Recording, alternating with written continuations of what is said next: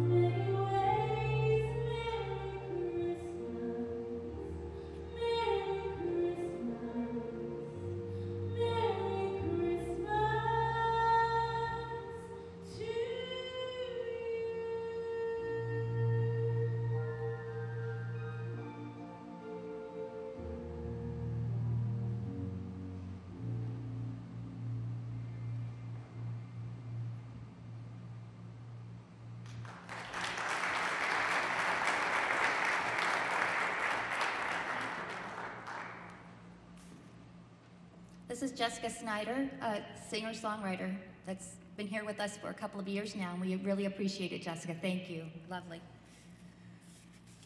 We are excited that you all can join us in this beautiful chapel. This chapel was built in 1839. It was St. Joe's College Chapel of Daughters of Charity, and in 1998, the chapel was designated as the National Fallen Firefighters Memorial Chapel and dedicated in memory of Chief A. Marvin Gibbons. Chief Gibbons served as the president of the Maryland State Firemen's Association and was very instrumental in the building of the National Fallen Firefighters Memorial. The chapel was restored in 2006 by the National Fallen Firefighters Foundation and is now home to the offices of the foundation and staff here. The Christmas season can be a difficult time for our families who have lost a loved one. We wanted to find a way to bring some comfort to them during the holiday seasons and let them know that we will always remember their firefighters. So we started this tradition, and in 2003, we decided to ask families to send us in ornaments in honor of their fallen firefighters so that we could decorate a tree. We decorated the large tree that stands outside in the quadrant between the chapel and the memorial for years. And we held the tree lighting outside in some very frigid weather and some hot weather, so unfortunately that tree grew too big for us, and we could no longer decorate it without using a lift. And because of the Walk of Honor, we didn't want to take the chance of riding the lift across the bricks and destroying any of our Walk of Honor. So we moved our tree lighting to an outside tree out here in front of the chapel. But that tree, well, it was just too small and bare. So deciding to bring the tree lighting indoors, as you can see, it's just perfect. We're not fighting that frigid weather. The ornaments aren't getting destroyed by rain and snow, so we're happy to have it indoors. At this time, I'd like to extend a special welcome to the families of fallen firefighters. Your loved ones, our heroes.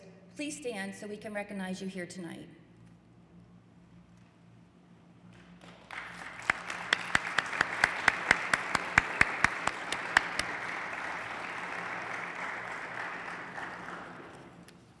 It is our hope that the families know that they and their loved ones are especially remembered and honored during the holiday season. It is now my pleasure to introduce to you Mark Steffi. Mark? The son of Edward Steffi, who died in the line of duty on November 10th in 2011. He will share his story with you, and then he'll place an ornament on the tree, and we'll be lighting the tree. Are you ready? Thank you, Mark. Good evening. As she said, my father, Ed Steffi, passed away in 2011. And I was asked this evening to recall some memories of Christmas with him. And as I was digging through my memory banks, one of the first things I came to was whenever we were at a Christmas party, whether it was our church, the fire company, our camping group, my dad always had the distinct honor of being Santa Claus. He seemed to be the only guy that had his own Santa Claus suit, so he was it. And as I grew up and began to realize, hey, that's my dad, it became a little exciting for me to watch the other kids as they interacted with him. From that point, I'm going to fast forward. I'm going to fast forward to 2012. A year after my dad died, the Saturday before Christmas. I was really having a hard time getting into the Christmas spirit. First year we were really sinking in that he was gone. I had some last minute Christmas shopping to do. So we went to the local mall in Lancaster, Pennsylvania. And my daughter was with me. She was 8 at the time. And we're walking through the mall, and she looks up at me and says, "Dad." I said, "What?" She says, "I didn't get to see Santa Claus this year." It hit me. She didn't. There we are, the probably busiest shopping day of the year. And I'm going, oh no, that line's going to be forever, and we don't have time. So I said, we'll walk through Center Court. If there's not a long line, we can stop. She said, okay. Well, lo and behold, we got to Center Court, and there was one person in line to see Santa Claus. So, I guess it was meant to be. So we got in line. As the people in front of us finished up, they said we could go in, and as we turned the corner and saw Santa Claus looked at us, looked at my daughter and says, "Young lady, would you please come over here?" I thought, wow. He says, "I need to tell you that charity on your shirt is my favorite charity." And I looked at what she was wearing, and she was wearing a National Fallen Firefighters Foundation shirt, as was I. And I thought, wow, Santa Claus knows about the National Fallen Firefighters. How great is this? So my daughter climbed up on his lap, went through the tradition of the list of all the I wants, and as she was finishing it up, I finally said, Santa, I need to ask you. I said, how do you know about the National Fallen Firefighters Foundation?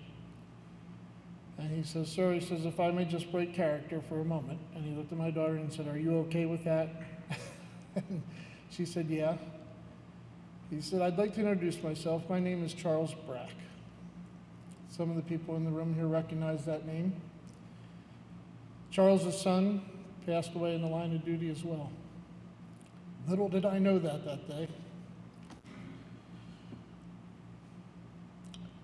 But I got to tell you, gave me faith, brought me back into the Christmas spirit,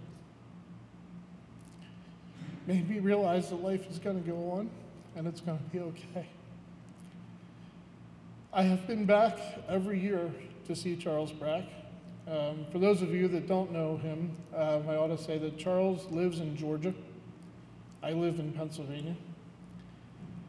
Every year, the week before Thanksgiving, Charles makes a trip to Pennsylvania and is a professional Santa Claus at Park City Mall.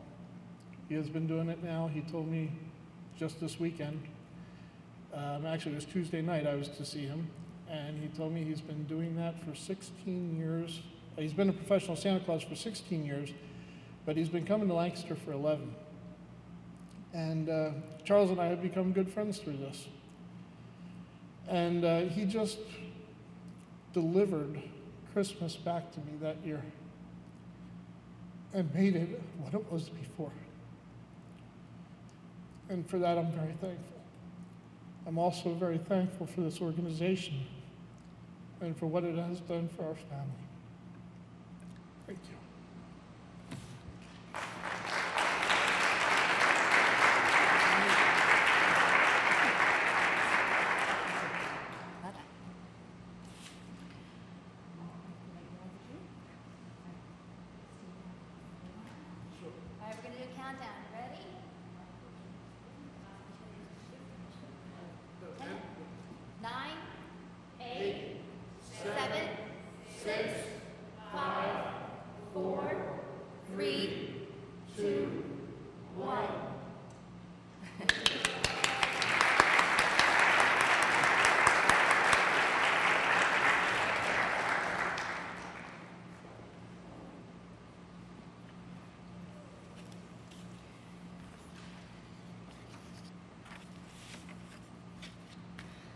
So each ornament on these trees represents the life of a fallen firefighter and the love of their families.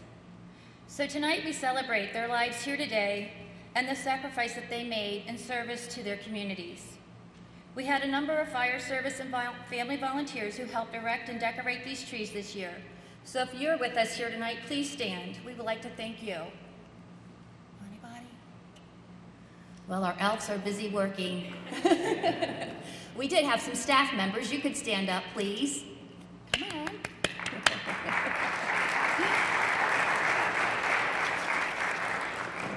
I would like to thank the staff members because they did assist in preparing for the tree lighting, and they also made some lovely goodies that we'll be enjoying a little later tonight. We are pleased to have some Honor Guard members with us today as well, some as far away as Connecticut, and I want to thank them for their service and for being here with us tonight as well. After Jessica and the Bell Choir perform for us one last time, we will place a wreath at the National Fallen Firefighters Memorial outside. I'd like to ask you all to remain seated until the Honor Guards escort you out.